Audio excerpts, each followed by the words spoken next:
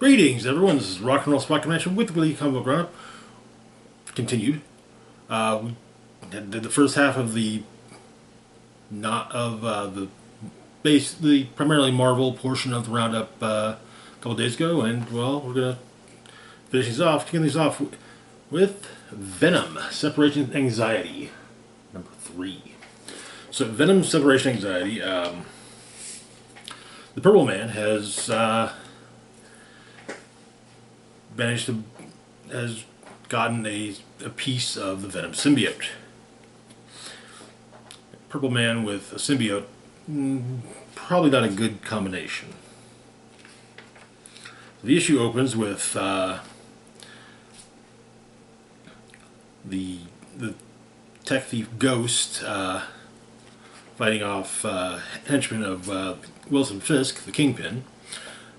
However, it's because he's shown up for about a job offer from Fisk.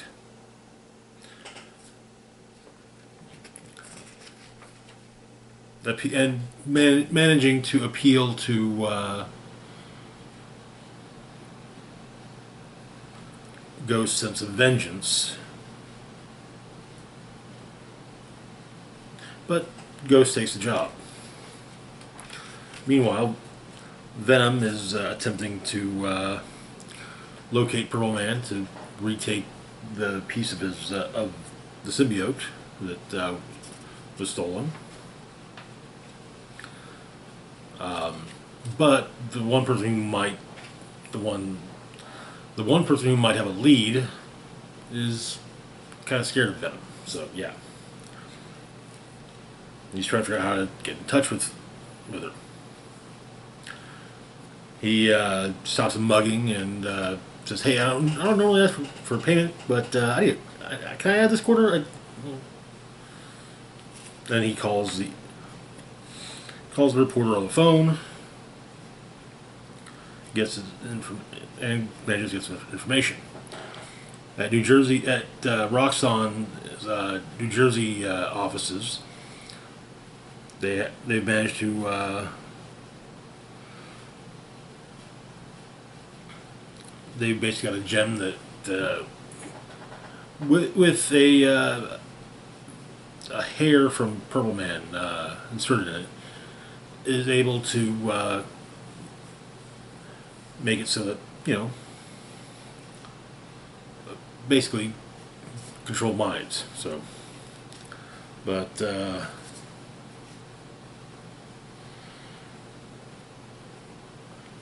the mercenary, the hired super security person, Centurion, shows up while this particular executive is talking about how the diamond could so easily turn someone into basically a god. And Centurion says, "Hey, yeah, we should make sure that the diamond or the prism is used for its proper use for the company." But meanwhile, a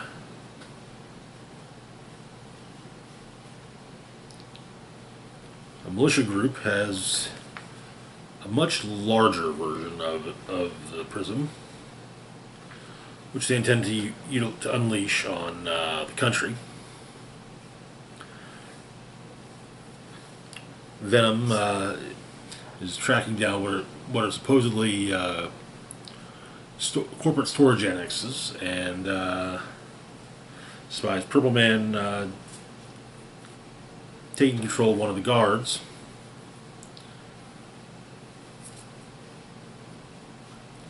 Then the aforementioned Roxxon executive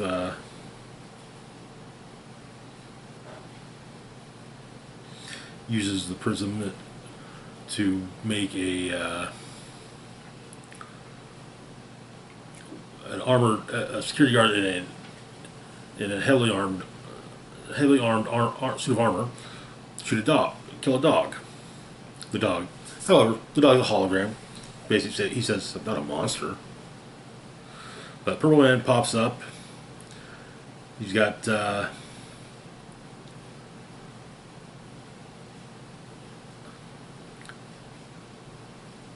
and he's brought some lackeys.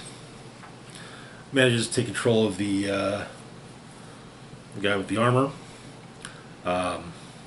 Ghost shows up as well, and well, Venom discovers that touching Purple Man leads to Purple Man absorbing more of the symbiote. Ghost manages to steal the prism and leaves what's referred to as an Anson bomb, which Venom manages to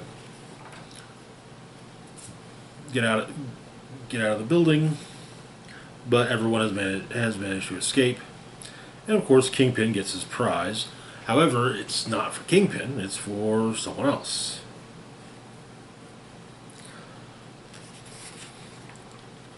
And the issue ends with Venom wondering aloud to his other, what happens if the symbiote, or the Purple Man manages to take the entirety of the symbiote.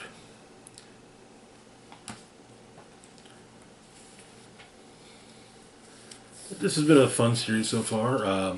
The idea of Purple Man being empowered by the Venom symbiote is further empowered is fairly interesting.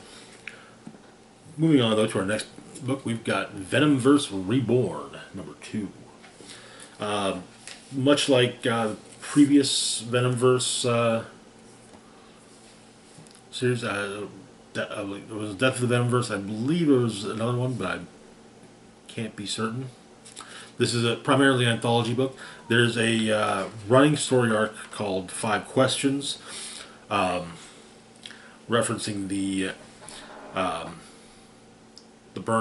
hand with the fingertips as 5 burning candles, and everyone gets when Venoms get to that point, they get 5 questions. But Eddie Brock is basically tells the story. Apparently, 2 of the questions have already been asked, and it serves as kind of a narration to the other stories.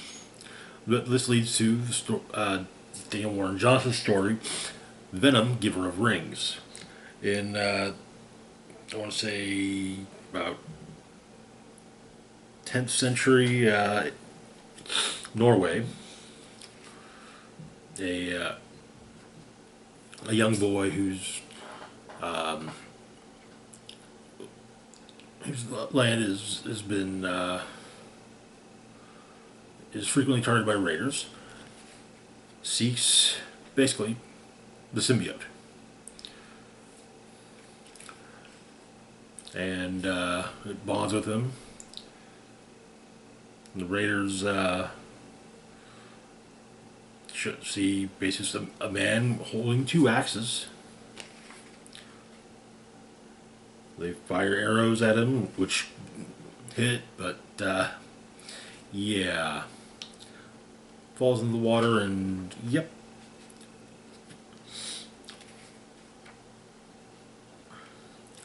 The raiders are dispatched as the story ends.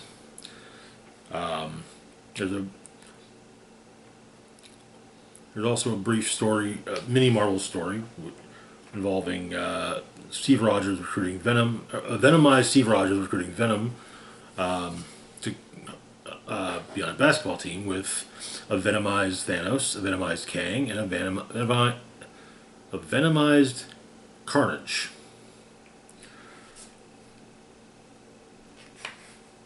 and they basically it's Cap's trying to be,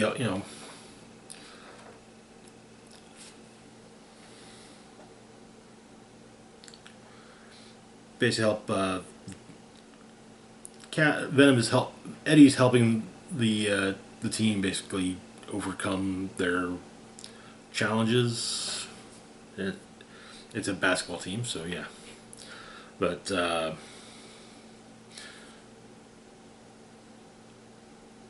Kang has a weak left hand. Carnage is alarmingly uncoordinated, and Thanos struggles from the free throw line. But our next story comes from is occurs within the basically occurs within the pages of the Venom the End one shot. Basically, Venom is symbolic of the last living beings in the universe, whereas the God Minds, represented largely by a Starkware data form, represent, well, the God Minds, who are all but who are basically digitally digitally assimilating everyone into data. But there's in this current negotiation session, the data forms have managed to basically create a cheat code to make sure that their universe is now can't have incursions, so it's become impermeable. And basically, Venom can't escape to the multiverse, which is a concept Venom laughs at. He has no intention of escaping, and basically, it's the fight between life and AI.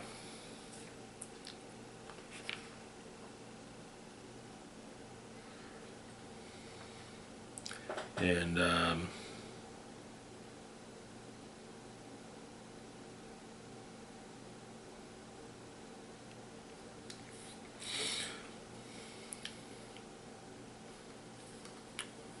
Venom's and culminates in the Venom's last stand at the end of one shot.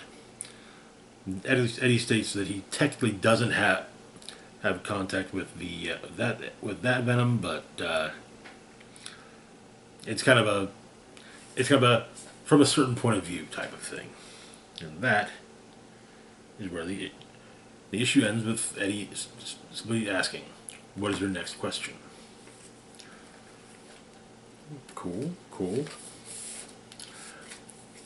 I do enjoy the Spider-Verse and Venomverse minis. Getting to see other versions of the characters. Anyway, moving on to our last book for the moment, we've got Annihilation 2099 number 4. Introducing the Silver Surfer of 2099. The issue begins with an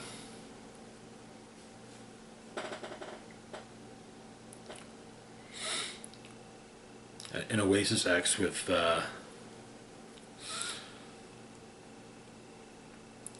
X-Men of 2099 gathered around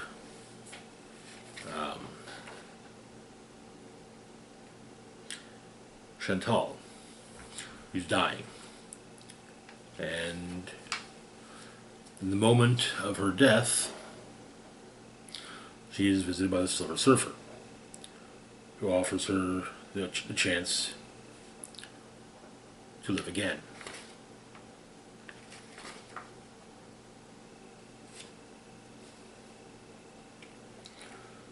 And then We get glimpses of the cosmos. We have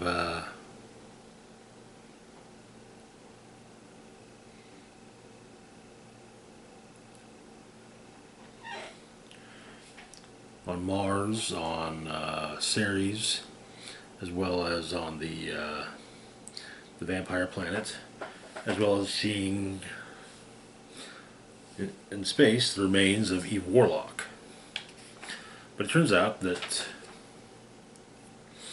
the Silver Surfer was this Silver Surfer is not Norrin Radd.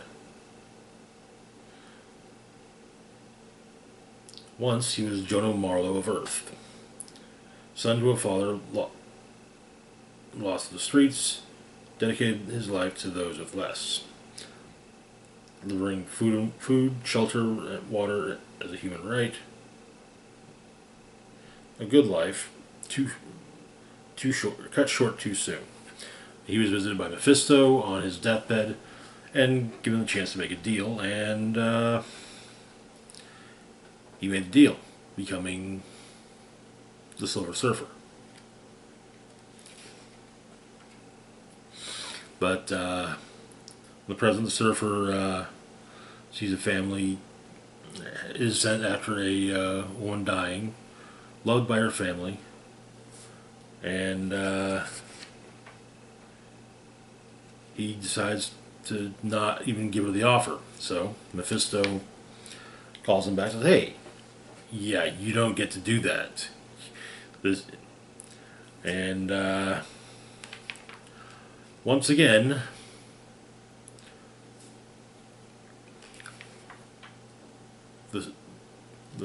Mephisto